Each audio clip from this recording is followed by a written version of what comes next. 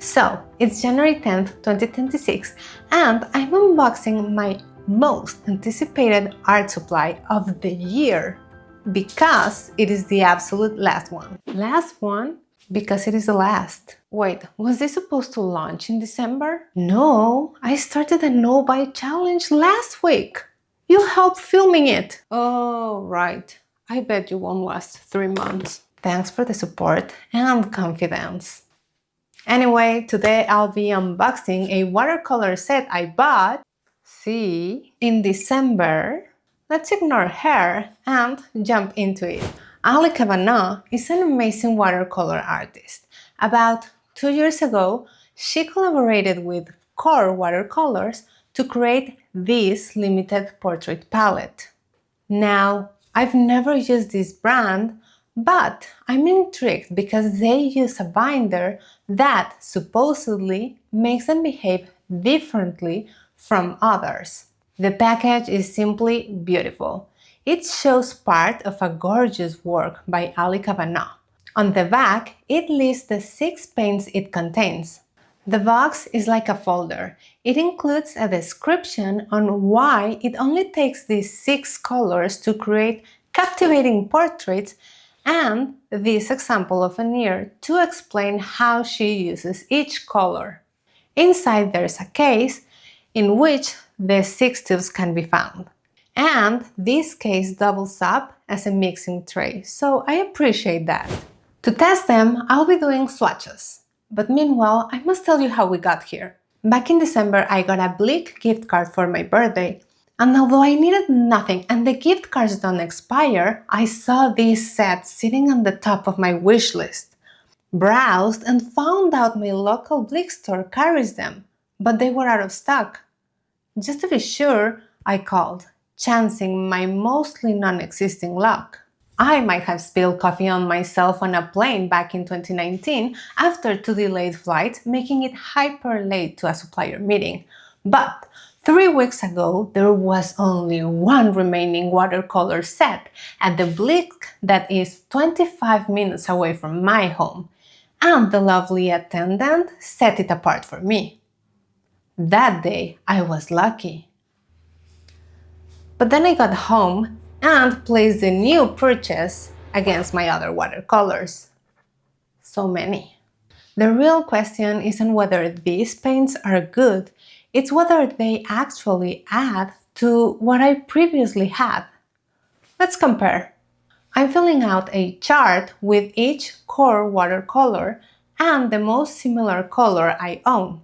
So this Azo Yellow, Nickel Azo Yellow, is the main reason I questioned buying this set. I wanted a yellow for more brightness. This one is luminous and I'll surely be really happy using it. But it's quite similar to my French Ochre by Sennelier. They are different. This one only uses PY150 as pigment, while Sennelier has that same pigment but with a few others. The core one is more luminous, while the French ochre gives more earthy tones. Pyrrole orange. This is the second reason I chose to buy the set. And this makes me feel like there's brightness coming on from the sun. The most similar I have is Vermilion Hue by Holbein. It's slightly warmer than the Pyrrole orange. Perylene Crimson. I love reds. I might have an addiction to them. And this is gorgeous. I wasn't expecting to love it as much as I'm doing. The most similar color I have is Crimson Lake by Holbein, which is more magenta than red. Now, sap green. I wasn't looking for a green. Plus, I already have a sap green by Daniel Smith. However, this looks a bit different. In fact, they even share one pigment, so this is a lesson to never guide yourself by names when buying colors. Ultramarine turquoise. This is the third tube that made me crave this set. Such a gorgeous color. Ali Cavanaugh uses it for all skin tones and I really want to explore with it. The most alike one I have is Cobalt Teal Blue by Daniel Smith. This one is colder and the granulation contrasts a lot. Payne's Gray. This color is interesting. I should have gone way darker here, but I used too much water. Anyway, I'm comparing it with Indigo by Daniel Smith. Just like with the blue, granulation is the main difference here. The color, yes, it's a bit different, but not so much. Now let's test how they behave. Before, I mentioned Core Watercolor uses a different binder from Gamma Arabic. It's called Aquasol, and due to its chemical characteristic, it, allegedly, is easy to re-wet and more vibrant. Let's see what I can achieve. I'm not looking at how much they stain. It would be interesting to do that, but that's too precise for what I want to achieve today. If you'd like to see comparisons like that, please tell me. I'm rewetting them and taking as much pigment as I can with my brush. So, taking into account that each pigment varies in how staining it is, I would say they are easy to re-wet, but the other ones did well. In fact, these three were even easier to manipulate after being dry and re-wet. Final swatch. Remember, this is a set meant for painting portraits. I won't do a portrait right now, but I'm doing a swatch to find the skin color mixtures that work for me. Ali Kavanaugh has videos showing how she uses this palette, so I'm basing myself from there.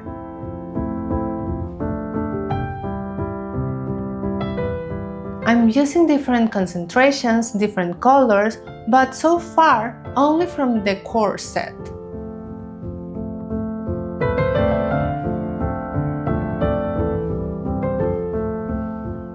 I'll shut down for a while and let you enjoy this.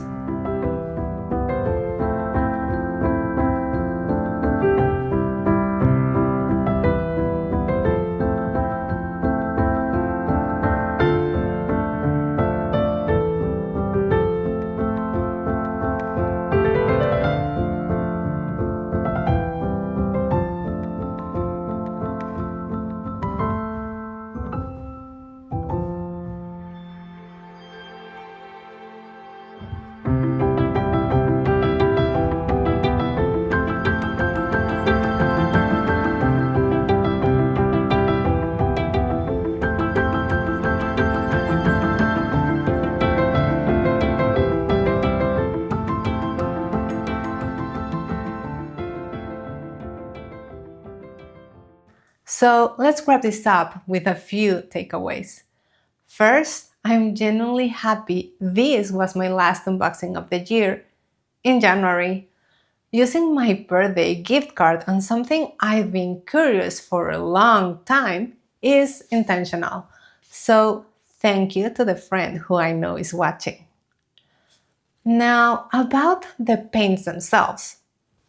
While testing them, I didn't notice a dramatic difference in how they behave compared to the brands I already use.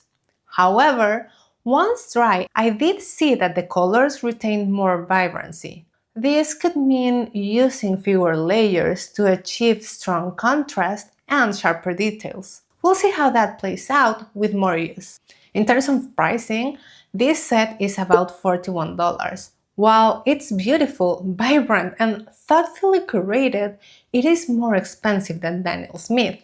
If these colors were available individually at my local store, and if I weren't doing a no-buy year, I would only consider buying the ultramarine turquoise and the cerulean crimson. They are the most distinct from what I already have. Even though I love the luminosity of nickel azo yellow, my French ochre is enough. This brings me to the most important takeaway. While I absolutely love these watercolors, I didn't need to buy this set.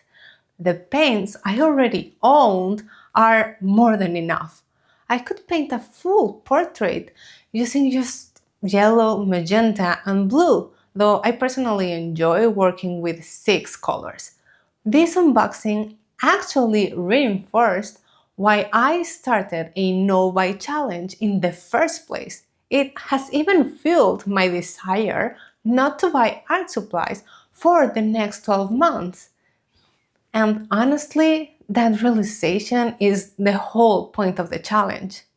This no-buy year is about learning to use what I already have, discovering what truly works for me through experimentation, and accepting that there will be plenty of mistakes along the way.